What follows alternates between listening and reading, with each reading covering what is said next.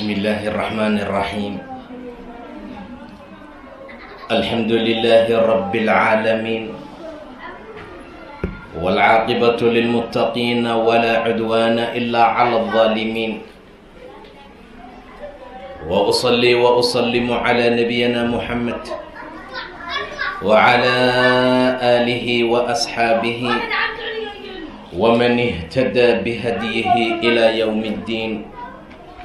أما بعد، فقد قال الله تعالى في محكم تنزيله وهو أصدق القائلين: منها خلقناكم وفيها نعيدكم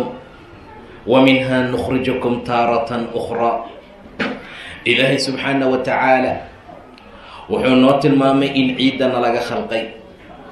wuxuu noo tilmaamay in ayadana la ku celin doono, wuxuu kaloo tilmaamay ayada in nala ka soo saari doono. minhaa khalaqnaakum, xaggeedaan idinka abuurnay, wa fiihaa nuciidukum, gudaheedaan idinku celinaynaa markaad dhimataan oo waa laydin qabriyaynaa. wa minhaa nukhrijukum taaratan ukhraa, mar kalena xaggeedaa laydinka soo bixinayaa ayuu yidhi ilaah subxaana wa tacaala. walaalayaal, saan la socono, adduunkan wax looga gadoomo ee qofku uu ku faaruqa waxaa ugu wanaagsan khaatimada fiican. waxaa u qiimo badan in khaatimadiisa ilaahay khayr ku khatimo subxaana wa tacaala, waayo qabri baa loo socdaa,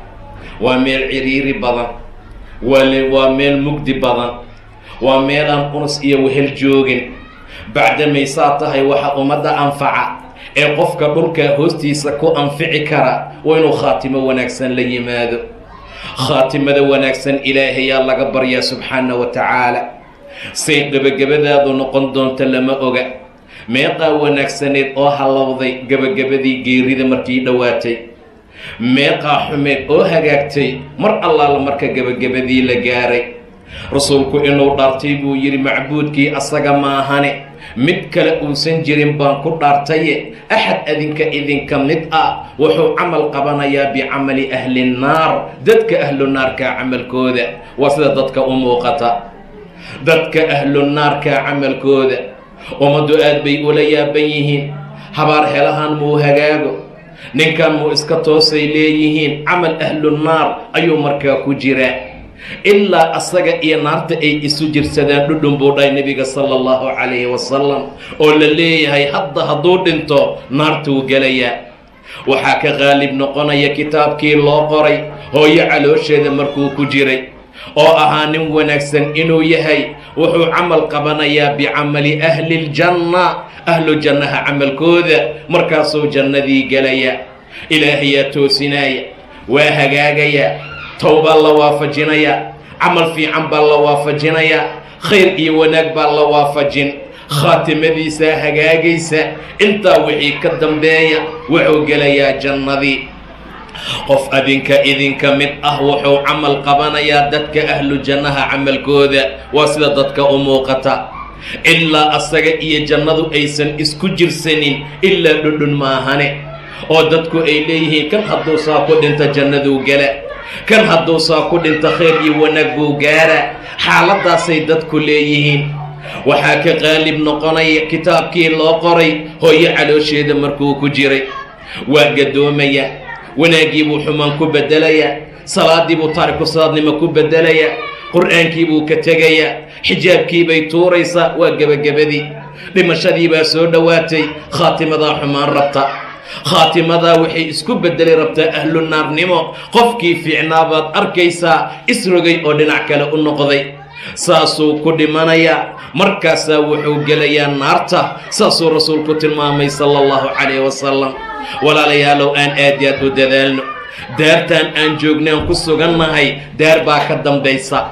daarta ka dambaysa waa daartii qabriga. qabriga waxaa ka jira walaalayaal xayaato aanan anagu markaa aqoonin. xayaato lagu magacaabo xayaatadii barsaqa ayaa markaa jira. war barsaqa waa meel aad iyo aad u dhib badan. meeshaa qof allaala qofkoo annaga nagamida way sugaysaa, laakiin dadna waxay u noqon doontaa beeraha jannada ka mid ah, dadna waxay u noqon doontaa godgodadka jahannama ka mid ah. waciyaadu billaah. qof walbow ka dadaal sida aad u hagaagi lahayd ku dadaal war qof walbow meeshaas sidii lagugu wanaajin lahaa barsuqu waa guri cajiib badan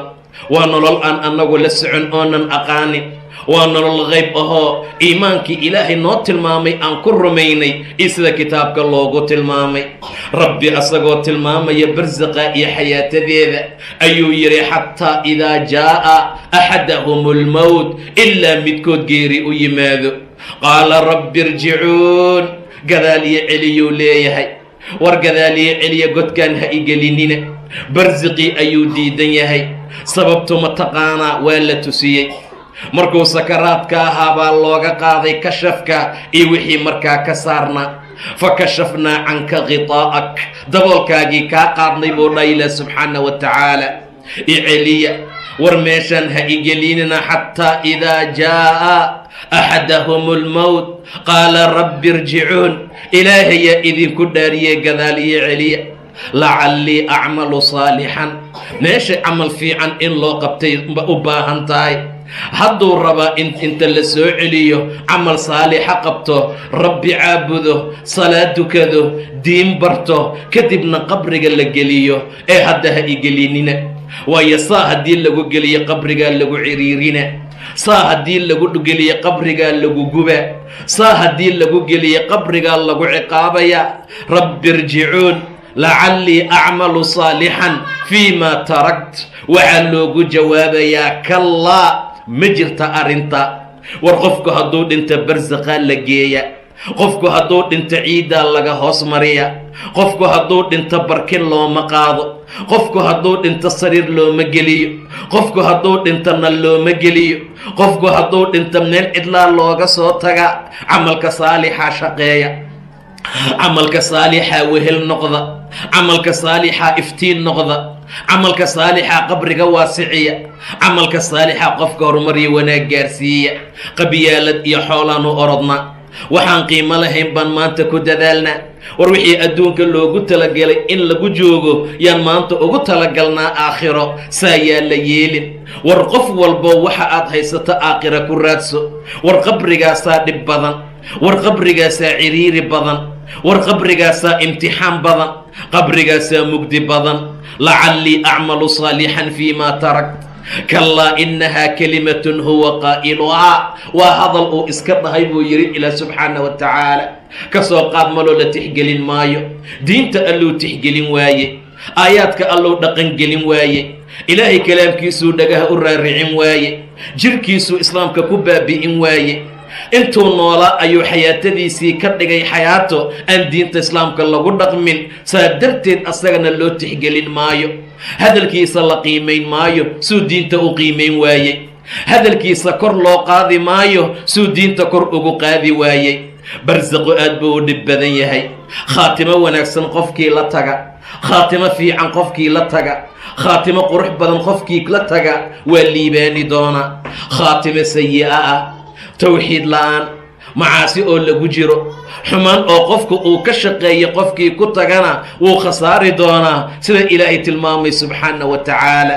qof walba wuxuu ku dul dhintaa lagu soo bixiya war qof walba wuxuu ku khaatumaystaa lagu soo saara qof walba wax allaala wuxuu ku dul dhintaa qabriga lala geeya war camal saalix oo khaatimo fiican haddaad ku dhimato kaasaa qabriga laguugu geyn war camal xun oo sayi haddaad ku dhimataa qabriga lagula geynaya war qof walba waxay gebagabadiisu tahaa lala aasaa in badan aan ku mashquulna taacada ilaah subxaana wa tacaala wax badan shaydaanka aan iska ilaalinayo zalalkiisa war wax badan aan iska ilaalino islaamnimada aan qaadano waayo barsaqa mar allaala marka la tago waa xayaato jadiid ah waa caalam cusub oo aan horay u arkin kaaga sii daran qof kula joogaa ma laha caalamkan hadda aan ku noolnahay waa kii adduunka ka qabrigaa la aadi doonaa oo la gelaya kii aakhiraasa loo soo bixi doonaa saddexdaa marxaladood ayaan mari doonaa marxaladan waan u jeednaa oo qof walba indhuhu saaray middaa labaad ee la aadi doona waa mid anaga qayb naga ah waxaa noogu dambaysa marka ciidda lagu rogo qofkoo laga soo tago waxaa noogu dambaysa mar allaala marka laga soo sahay qaato oo alaabtii lagu geey laga soo aruursado waxaa noogu dambaysa mar allaala marka qabriga bannaankiisa looga duceeyo waxaa noogu dambaysa mar allaala markay ummaddu dhaan ha layska cafiyo wixii ka dambeeya waa asaga iyo rabbi subxaana wa tacaala maxaa rabbi u hormarsanay subxaana wa tacaala qabrigase maxaa loo shaqaystay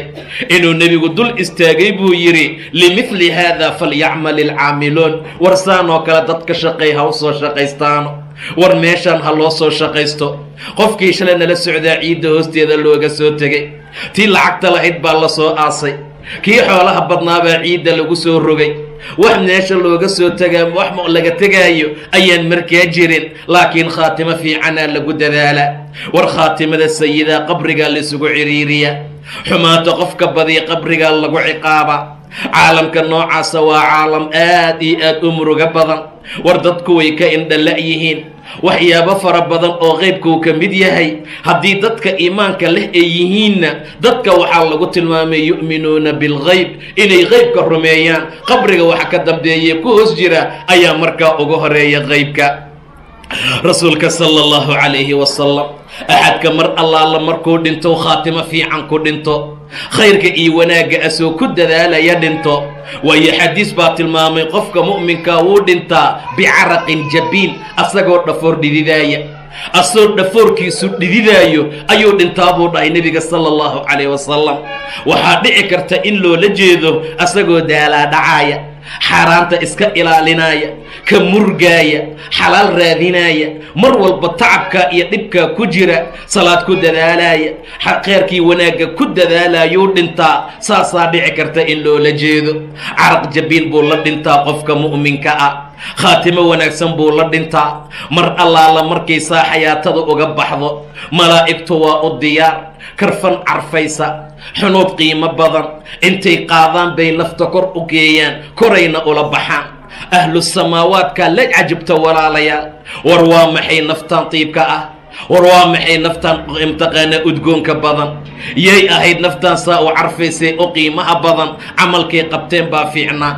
waxay sameeyeen baa fiicnaa khaatimaday ku dhinteen baa fiicnayd wixii ay cuneen baa tiib ahaa oo fiicnaa waxay labisteen baa xalaal ahaa wax allaala wixii wanaag ah oo khayra way sameeyeen saa darteed bay malaa'igtu la tacajubayaan udugeeda in allaalinta samaawaadka la sii marsiinaayo war qof walbow ku dalal inaad saa noqoto war qabriga ha lagu geeyo adoo udgaaya udugaa ay dadku ku marinayaan midka malaa'igta ha kaaga qiimo badnaado war karfantan ay dadka ku gelinayaan ta malaa'igta ha kaaga qiimo badnaato mar allaala markay samaawaadku saa u marayaan yay malaa'igtu majeersanayaan alla udgoon badana alla caraf badana oo yay ahayd nafsadan waa fulaan ibnu fulaan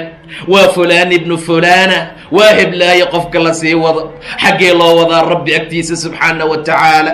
xaggee loo sii wadaa xagga allah waa ciliyiin kor baa loo sii qaada mar allaala marka la geeyo rabbi subxaana wa tacaala wuxuu amrayaa ama uu farayaa in la geeyo meesha ciliyiin ah jasadkiibay dadku dhaqayaan jasadkiibay dadka nadiifinayaan jasadkiibay karfan cadgelinayaan jasadkiibay miskii catar u marinayaan jasadkiibay janaase ku qaadayaan jasadkiibay dhulka gelinayaan markaasaa ciidda lagu aasaa walaalayaal ilaa ilaahay subxaana wa tacaala oo idma in ruuxda dib loogu soo celiyo si su-aalooyin qabriga loogu weydiiyo xayaatadii barsaqaa bilaabatay baqi maayo cabsan maayo walwali maayo intuu sakaraadaayey ayaa loo yidhi allaa takhaafuu walaa taxzanuu wa abshiruu biاljannati alatii kuntum tuucaduun waraa cabsaninoo ha murgoonine war jannaad u socotaan maanta naxnu awliyaa'ukum fi lxayaati اddunyaa wa fi laakhira war naf fiicanaasaa loo dhahaa war naftiib ahaasaa loo dhahaa gabar jalbaabataasaa loo dhahaa tuxan iska ilaalisaasaa loo dhahaa tu jasadkeeda ilaalisaasaa loo dhahaa tu rabbi caasisoo khaatimo xumo ku dhimatay dhigadaalaanu ka arki doonnaa dhibaato fara badan baa u dambaysa walaalayaal dhulkaa iyo caalamkaa cusub aan u diyaar garowno ilaahay asoo tilmaamaya ayuu yidhi uma asabiila yasara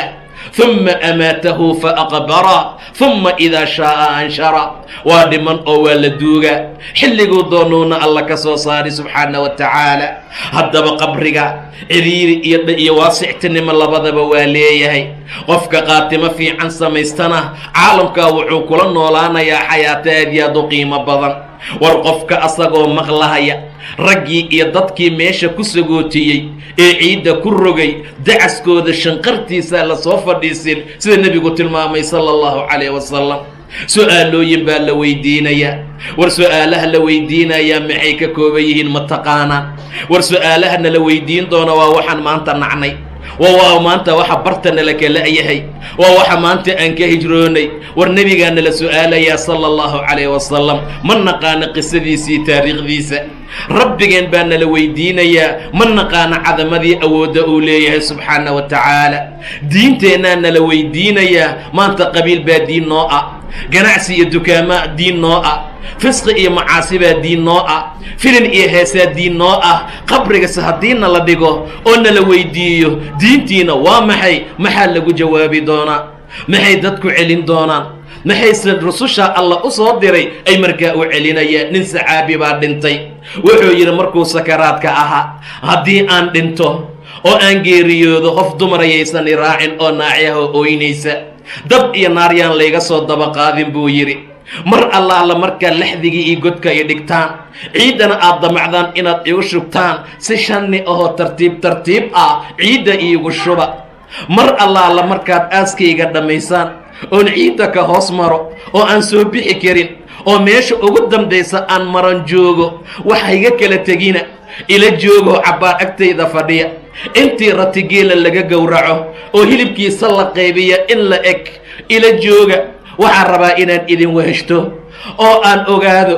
rususha ilaahay ii soo diri doonaa su-aalaha ay i weydiin doonaan jawaabtaan markaa ka bixinayo ha iga kala ordina isla markii ha iga kala yaacina meesha keligii yaa ku ahay meesha cidluu ku yahay xaas iyo wiil ma joogo walad iyo waalid ma joogo qabiil iyo kaaba qabiil ma leh isla markaad ciidda igu shubtaan qadar ratigeela la gowraco hilibkiisa sadaqa loo dhiibo intaa ila jooga aan idi weheshtee meesha wehel ma jira walaalayaal meesha hooyo ma joogto walaalayaal meesha aabba ma joogo meesha xaas iyo oday ma joogo carruur ku dhaad dhashayna meesha ma joogaan war qof walba oo camalkaaga fiicnay war meeshaa meel loo shaqaysta ayadaa mudan qabriga rasuulka sala allahu calayh wasalam dammi buu leeyahay buu yidhi qofka mar allaala marka la dhiga wuu ka naxsadaa haddii axad badbaadi lahaa cuhmaan waxaa ka badbaadi lahaa sacd ibni mucaad ninka lagu magacaabo markuu dhintaa allah raxmaanka carshigiisa rucday 70,000 oo malag yaa aaskiisa ka soo qayb gashay ninkaasaa badbaadi lahaa isla markii axadka la dhigo intuu isku yimaado uu dhaqdo mid ciriiri ah xaaladaasuu noqda dadna alla waa u waasiciyaa qolana waa lagu sii ciriiriya ilaahay subxaanahu wa tacaala in laga cabsado waa lagama maarmaan cidmaan baa oohin la joojin waayey qabri baa laga sheekeeyey rasuulka sala allahu calayhi wasalam annagoo nin janaaso aasaynuu noo yimid yay dhaheen koox saxaaba ah ulbaa kooruutuu dhulka ku xarxariiqaya saxaabada waxay dhaheen nebiga waa noo yimid waana fadhiistay qabriga gaarkiisa mar allaala markuu fadhiistay ayay saxaabadu gaarkiisa fadhiisteen wax hadlaayaa male wax dhaqdhaqaaqaaya male wax shanqaraaya malaha waxaad mooddaa madaxyaalkeena inay shimbir saaran tahay shimbir inay ku degsan tahaad mooddaa waa la sheekeeyaa waxbaa lagu dhex iibiyaa waxbaa lagu dhex xantaa ragga gobolka mida jeebkooda qaad baa ku jira iyo sigeer qabrigaa la kor taagan yahay walaalayaal uma qasad quluubahum min bacdi dalik qalbigiinaa qalalay markaa kadib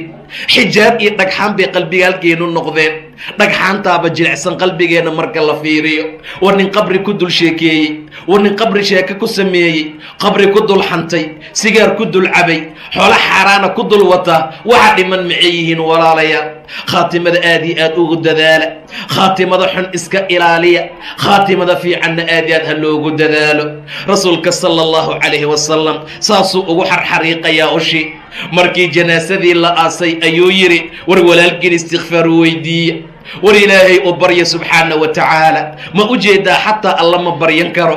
ma dukan karo ma soomi karo ma xijaaban karto sadaqa lama baxsan karto hadda waxaasoo dhan waa samayn karnaa laakiin culaysaa naga saaran shaydaan baana hortaagan laakiin xaaladdu qofku marxaladdaa uu gaaro wuu jeclaanayaa intaa inuu sameeyo laakiin ma awoodi karo istakfiruu liakhiikum walaakiin dembi dhaaf u weydiiya haddaa qabriga la geliyey haddaa la duugay caradaa laga hoos mariyey ummadda korkiisay marayaan ummadda dushiisay ku socdaan arlada hoosteeduu ku jiraa wuxuu u baahda ma dalban karo wuxuu u baahda ma codsan karo wuxuu rabana ma samayn karo saa darteed ayaa meeshaa meel cajiib badan ay tahay walaalayaal war qabriga barsaqa iyo xayaatada barsaqa waa xayaato aad aad u cajiib badan laakiin aanan aqoonin annaga sida ay tahay laakiin aan u rumaynayno sida ilaahay iyo nebigu ay noogu sheegeen sala allahu calayhi wasalam aad ha loo dadaalo war qabrigaa waa la geli doonaa dhawaaqa ummaddaa lagaa qarin doonaa iftiinkaa lagaa qarin doonaa gurigaagaa lagaa wadi doonaa jiifkaad jiiftaa lagaa wadi doonaa qadadaad qadayn jirtay quruxda badneed baa lagaa qaadi doonaa dahabkaad ku labisan jirtaadan dib damba u arki doonin dib damba ma u arkaysid adaa kasbadoo shaqaystay haddaad tii aakhiro shaqaysatay oo qiyaamo laysku qurxinayeyna khayrkeedii wanaaggeeda xaggaad ku heli doontaa haddii aadan kasbantii aakhirana taana seegtay tanna lagaa soo waday aad ha loo dadaalo qofka muslimka waa qofka caaqilka ah waa qofka qiyaamo u shaqaysta waa qofka qabriga u diyaargarooba waa geerida kabacdi qofka u diyaargarooba waa marka dhulka la galo qofka u diyaargarooba caaqilkaasaa la yidhaahdaa caaqil midka dadka siraan u naqaana caaqil midka dadka siyaaseeyaan u naqaana caaqil midka sida wax loo iibiyaan u naqaana caaqil sida wax loo kasbado qofka yaqaanaan u naqaana xaaladu yaysa saa noqonin walaalayaal war caaqil waa man daana nafsah wacamila lima bacda almowt waa qofka naftiisa xisaaba war qalin iyo buug baa laga daba wataa naftaan war haddaan saa la yeelin xarigay goosataa war haddaan la xakamayn way ku xakamaynaysaa war haddaadan iska qaban aday ku qabanaysaa meel xun bay dadka ka tuurtaa ina annafsa la ammaaratun bisuu xumaantay amrid og tahay weligeed wanaag kuma fartee waa lagu khasbaa war weligeed wanaag kuu ka cilmaysee waa lagu khasbaa walaalayaal saa darteed naftani ha raacina in badan war naftaan say rabta ha u yeelina shahawaadka waxaa lagu wareejiyey cadaabka naftuna shahawaadkay rabtaa makruuhaadka jannadaa lagu wareejiyey naftuna makruuhaadkay necab tahay waxay necab tahay sameeye aad janno gashaani war waxay necab tahay ku qasbasaad janno u heshaan faamaa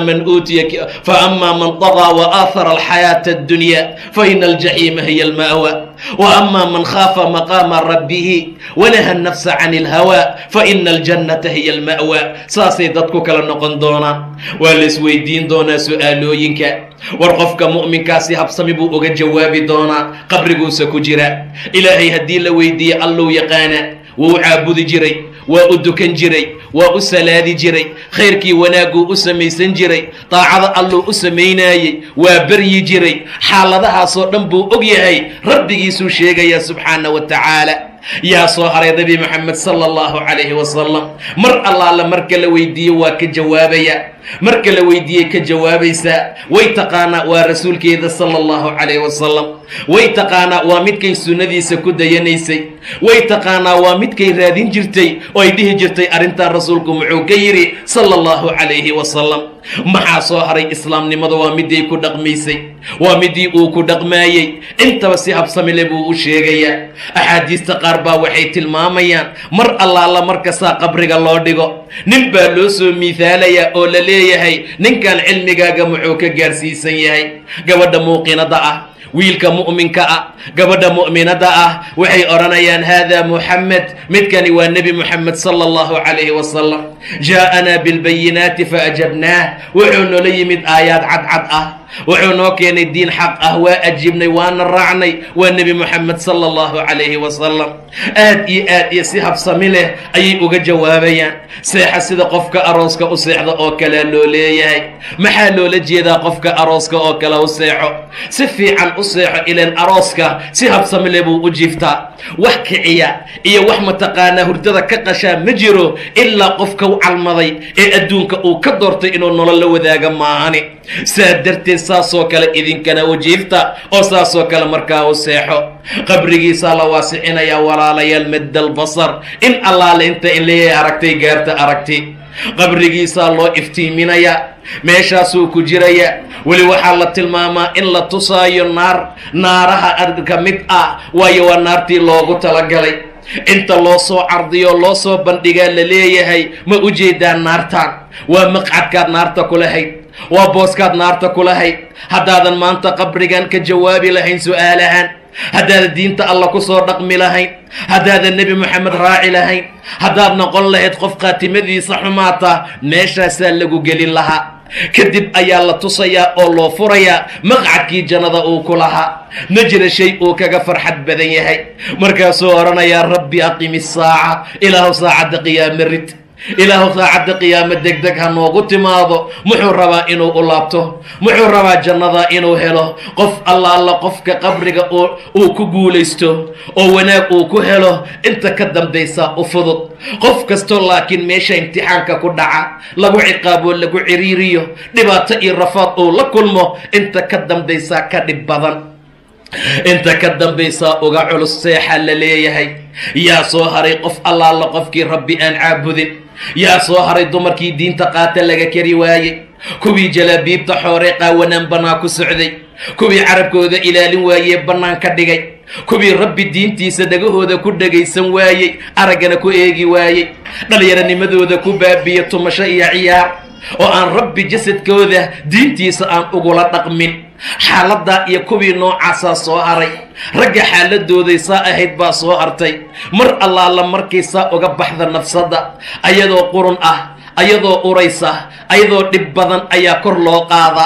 ilaahay waxaa kor u aada wixii wanaagsan. ilayhi yascadu lkalimu اطayib wاlcamalu الsaalixu yarfacu. kor baa loo qaadi lahaa naftiiba hadday ahaan lahayd. malaa'igtu maba gaaraysaba, albaabahaa laga soo xirtaa buu dhahay nebiga sala allahu calayh wasalam. samaawaadka albaabahoodaa laga soo xiraa. intii rabbi ku kufrisay, aayaadka ilaahay qaadan weysay, diinta ku kufrisee beenisay, wuxuu rabbi yidhi subxaana wa tacaala laa tufattaxu lahum abwaabu asamaa, samada albaabaheeda loo furi maayo. walaa yadkhuluuna aljanna, jannana geli maayaan xataa yelija aljamalu fi sami alkhiyaad, ilaa cirbad meesha jeexan ee yaree dunta laga geliyo ratigiila uu ka baxa buu dhaha ilah subxaana wa tacaala. waa shay mustaxiil ah, macquul ma aha. meesha cidunta la geliya cirbadee duleelka ah, samiga iyo duleelka yariiska ah, ratigeel inuu dhex maro, markaa kadib bay janno gelayaan. ma mari karaa? waa maya. ayaguna ka soo bixi maayaan. macnaha saasaa markaa loola jeeda.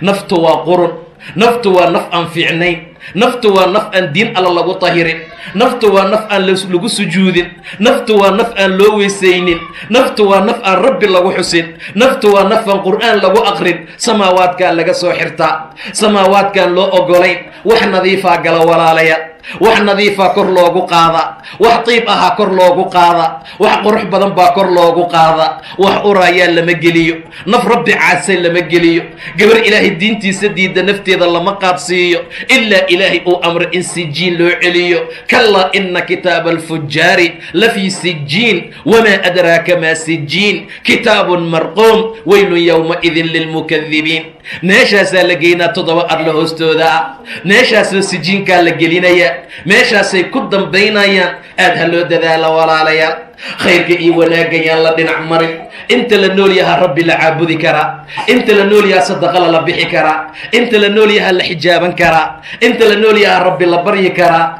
inta la nool yahaa istikfaar la weydiisan karaa. mar haddii la gabagabeeyo oo qofku ay uga dhammaato adduunka, camalkiisa waad aragtay. ha loo duceeyey, janaasa ha lagu tukado, intaasay isugu soo ururaysaa. waxaad horay usii horumarsatay waa gooni, wixii adigoo nool aad qiyaamo horumarsatay waa gooni, wixii aadan meel dhigan laakiin aad aakhiro geysatay gooni bay markaa tahay. sidaa darteed ibnu aadamku waxay leeyihiin maalii xoolahaygii. war xoolaha ma waxaad ku leedahay ilaa waxaad cuntood baabi'isa maahane. waxaad labistood korkaaga ku googoyso iyo waxaad sadaqaysood ilahay horumarsato subxaana wa tacaala. waa saddexdaa mid ka mid ah. aad iyo aad baa loo baahan yahay xaqa iyo wanaagga in markaa lagu socdo. naftii saasaa albaabada samada looga xirtay, saasaa dib loogu soo celiyey. jasadkeedii bay dadku mayrayaan, way udginayaan, mana udgayso. way carfinayaan, mana carfayso. miski baa loo marinayaa, mana udgaayo. sida loo sii wado ilaa rasuulku uu tilmaamay, war haddaad janaaso qaadaan ood qabriga rabtaan inaad sii geysaan ood u kaxaynaysaan, iska dedejiya. naf fiican hadday tahayna fa khayrun tuqadimuunaha, khayr baad u hormarinaysaan ood u gelinaysaan. wa in taku sawiyu daalik, naf aan fiicnayn hadday tahay waa shar qooraha idinka saarneede dhaqso iska dejiya buu yidhi rasuulka sala allahu calayh wasalam. waxba silsilitaankeeda iska daaya waa qurno waa taariku salaad waa xanleey waa qofaan diin aqoon waa qofaan diin ku socon waa qofaan towba keenin waa qof xumaanta daa'ima iska dejiya qoorta ha ku haysanina waa hadday shar badan tahay hadday khayr tahayna khayr unbaa loo gelin khayr baa loo horumarinayaa khayr bay markaa u socotaa naftii fiicneed waanu soo aragnay tii khaatumada ka xumaatay oo khaatumadeedii wanaagsanaan weysay mar allaala marka saasoo kale dadku ay aasaan oo ciidda lagu rogo oo dhulka hoos laga marsiiyo oy dadku ka soo kala dareeraan baa nafta lagu soo celiyaa xayaata barsaqaa la soo fadhiisiyaa mar allaala marka loo soo fadhiisiiyo oo meesha la soo fadhiisiiyo ayaa su-aalooyin la weydiinaya rasuulku wuxuu dhahay qofka aan mu'minka ahayn qofka munaafiqa ama murtaabkee shakiga badan haddii la yidhaahdo ninkan mataqaanaa hah buu ku jawaabaya haddii la dhaho diintaada mataqaanaa dameerkoo kaleu u qaylinaya muxuu dameerkoo kale ugu qayli waa dameerkoo kaleu adduunka ugu shaqayn jiray dameerkoo kaleu adduunka u dhaqmi jiray dameerka oo kaleu adduunka ugu socon jiray qofay xisaab sugaysa ma ahayn haa waxaan ahayn uu ku jawaabayaa ma jiro war nebi moxamed mataqaanaa haa haddaad ku jawaabto xaggee jana ka helaysaa islaamka mataqaanaa haa haddaad ku jawaabto haawiye mahema meel kale a lagu geynaa rabbigii ku khalqay hooyo caloosheeda kugu maamulay awooddan ku siiyey indhaha kuu furay dhagaha kuu furay cibaadadiisii aad ka leexatee lagu yidhi mataqaanaa haa haddaad ku jawaabto maxaa qorid iyo wanaag kuu ah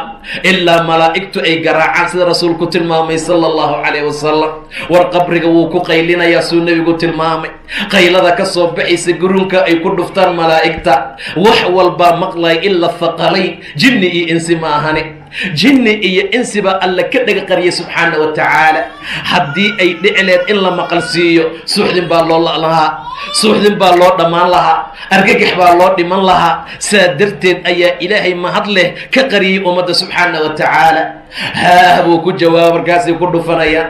haa buu ku jawaaba markaasaa la garaacayaa qabriga gudihiisuu ku jiraa hooyii eedaan ku ogeyn adeeri abti waan meel kugu ogeyn qabiilkaa shilaad qaaraanka sii jirtayna kuma oga yaa kaa soo saarayo kuu maciinaaya yaa kugu imaanayo dib kaaga soo bixinaya ma jirto rabbi haddaad caabudleed waa laguu gargaari lahaa khayrka haddaad ku dadaaleed alla nimcuu ku siin lahaa laakiin meeshaasay ku garaacayaan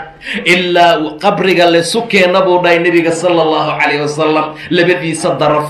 oo feerihiisu qofku ay is-ikhtilaafiyaan oy markaa isdhaafaan kuwii bidixda jiraa midigta mari doona kuwii midigta jiraa bidixda mari doona meeshaasuu dandariya dhib ugu jiri doona janno albaabkeedaa loo furayaa wallaahi haddaad rabbi caabudi lahayd ood salaad dukan lahayd ood jalbaaban lahayd ood shirki ka fogaan lahayd ood khayrka ku dadaali lahayd gurigaasaad geli lahayd baa loo leeyahay waa nadaamo waa qawmamo aad buu uga qawmamaynayaa laakiin kama soo bixi karo wuu jeclaan laha in la soo celiyo wuu jeclaan laha in adduunka la keeno gurigaana uu u shaqaysto walaakiin hayhaata waktigeedii baa dhammaaday waktigeedii ayaa meesha ku eka waxaad shaqaysataa lagaa jaasinayaa saa darteed buu ilaahay subxaana wa tacaala in badan tilmaamay dhibaatooyinka qabriga ku sugan rasuulku wax badan buu noo tilmaamay mashaakilaadka faraha badan ee qabriga yaala gabar madow oo masaajidka xaaqi jirtay riwaayadaha qaarkood ay wiil ku tilmaamaan buu rasuulku waayey sala allahu calayhi wasalam war aaway buudhaatii masaajidka xaaqi jirtay yaa rasuulallahi maatad way dhimatay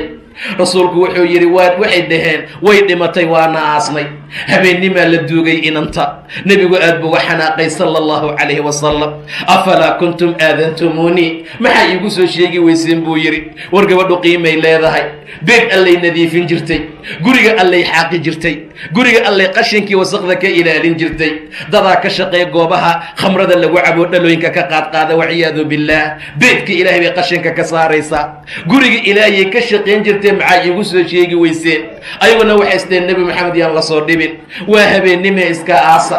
intaa wixii ka dambeeya hadda igeeya buu dhahay nebiga qabrigeeda waa la soo kaxeeyo qabrigeedii baa la keenay waa ku tukaday nebiga waa u duceeyey rasuulka sala allahu calayhi wasalam ma u jeedin buu yidhi qubuurtan meesha yaala dhammaan mugdi bay ku jireen rabbi baa ku iftiimiyey salaadii gabadhan aan ku tukaday ilaahay subxaanahu wa tacaala suu u sharifay khayr iyo wanaagna uu u siiya fiiriya qabrigu waa mugdi saasaa la tilmaamaya qabriga waa la isku ciqaabaa taasaa la tilmaamaya qabrigu waa meel fadiixa oo aad u xanuun badan oo u murugo badan taasuu xadiisku tilmaamaya sidaa darteed qabrigii waa laysku keenay feerihii way isdhaafeen qofkii waa cabaadaya qofkii waa qaylinaya xayaato aanan aqoonsay tahay rabbise ku cilmi badan yahay ayuu nool yahay aad iyo aad waa in loo dadaala fircoon baa kibray oo amarka alla diiday fircoon baa wax badan la waaniyey oo ka dhaga furaystay fircoon baa nebinimo sheegtay fircoon ayaa ilaahnimo sheegtay fircoon ayaa wax badan damcay inuu nebi muuse dila calayhi salaam nuurka allana oo markaa demiyo wax badan bay tolkiisii qoomkiisii intii iimaan leh ay waaniyeen nin qiimo badan baa ka soo baxay oo khayr iyo wanaagga u sheegay